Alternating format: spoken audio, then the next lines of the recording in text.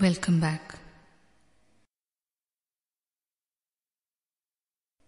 Let us now enter into the first session. We'll start with the Anaathatha chakra. This chakra is located in the heart region. In Sanskrit, Anaathatha means that which cannot be created. This chakra is locked when you seek attention and love from others. It can be made to flower by expressing selfless love. The Anaathatha chakra is concerned with love, sentiments, and similar emotions. It gets locked when we constantly seek attention from others instead of exuding love from ourselves. Its very meaning is that which cannot be created, and it signifies that real love can never be created from outside and put into you. It can just happen in you. It can happen when a deep awareness enters you. When real love happens, we will stop seeking attention from others and become a source of energy ourselves. What do we mean by attention seeking? Whatever we do, whatever we think, we are subconsciously seeking concurrence and approval from the people around us in some subtle way. We are very keen that we should earn a good name from everyone. We may not do this in a very obvious fashion, but if you analyze deeply, you will not be at ease without the appreciation and endorsement of the people around you. This endorsement, this approval is what we call attention need. 80% of our problems are due to this asking for attention or approval. If you just sit and note down in a day how many things you do to get a good name, to maintain your reputation in society, you will see. You will find that all the 24 hours, all your lifetime, you are involved in getting approval from others. All your life, you are on a signature campaign, getting approval signatures from family and society. All your activities, all your efforts are to get the signature of the others around you. In a big register, you make a column, good father. And everything that you do for your children, you do and expect their signature of approval under that column. Then you go to your wife, to your boss, to your friends. You prepare columns with suitable headings like good husband, good employee, good friend, etc. And then wait for them to sign under it. You are requesting for approval signatures all the time. Of course, all these people also come to you for your signature. You too need to sign on their registers under the columns applicable to you. Each of us is continuously on a signature campaign. We need to collect as many good opinions as possible from society and then prove our worth to ourselves and to society. Why do we bother so much about others' opinions about us? Why can't we judge ourselves by our own strength and continue to do our work? Why are we deriving strength from others? All this is because of two things. One, we don't know anything about ourselves. We know ourselves only through others' opinions of us, only through others' certificates. Second, when others give us their approval and attention, they are actually giving us energy to move on. Attention is energy. That is why we feel so boosted when they give us attention. Attention in any form is all right for us. In most of the houses, the mother-in-law and daughter-in-law will be constantly fighting with each other.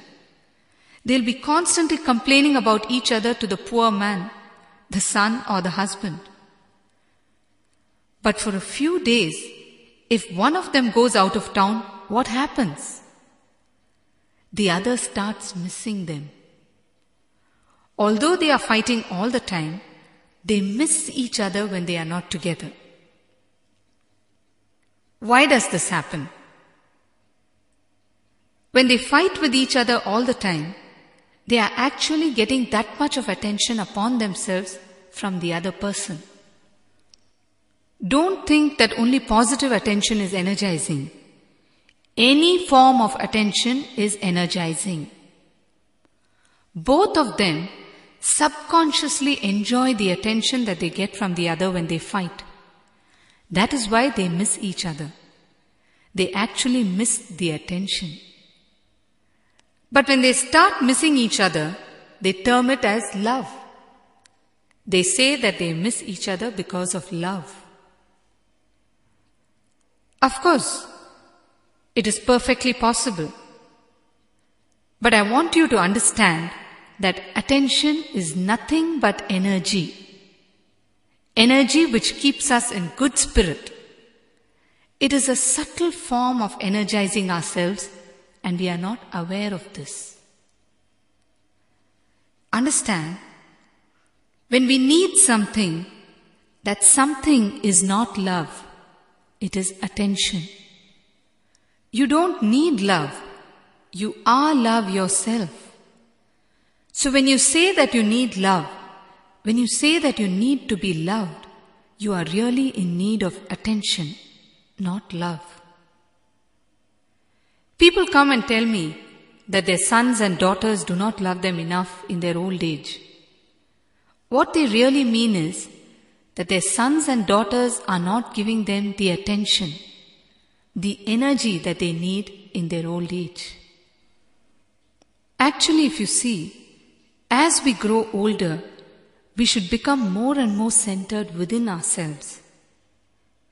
This can happen out of a growing sensitivity to the existential energy inside us. But what happens is, because we have been dependent on others for attention and energy all our lives, because the love that we know exists only in relationships, because we have lived with no awareness and sensitivity to what is inside us, when we get older, we start missing the love that came from outside or the attention that came from outside. Your family becomes busy with other things and they don't interact with you as they used to. So we start complaining with age. You are actually complaining because even with your so-called experience of life, you have not understood and you don't have the awareness that your energy source lies within you and not anywhere outside. That is why, with age, instead of living life with more joy and energy, you live life with reduced energy. Your energy source, that is the people around you, no more give the kind of energy they gave you earlier. When you are dependent on external sources of energy, it only means that you are psychologically handicapped. When you need physical support, you are physically handicapped. When you need psychological support, you are psychologically handicapped. That's all. With physical handicap, you know that you are handicapped because you can see it clearly.